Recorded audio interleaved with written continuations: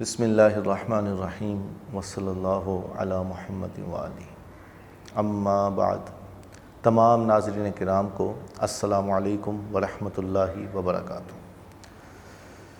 انگوٹھی کے حوالے سے ہماری گفتگو جاری تھی، تو کئی جگہوں سے یہ بھی سوالات سننے کو ملتے ہیں کہ ہمارے پیارے نبی پاک علیہ الصلوۃ والسلام کس مبارک انگلی میں انگوٹھی پہنا کرتے تھے۔ تو اس میں ایک روایت ہے جو صحیح مسلم میں موجود ہے، اور اس میں یہ مینشن کیا کہ آپ علیہ الصلوۃ والسلام اپنی چنگلی میں، چنگلیاں یعنی سب سے جو چھوٹی انگلی ہوتی ہے نا ہاتھ کی، اس میں آپ علیہ الصلوۃ والسلام انگوٹھی کو پہنا کرتے تھے۔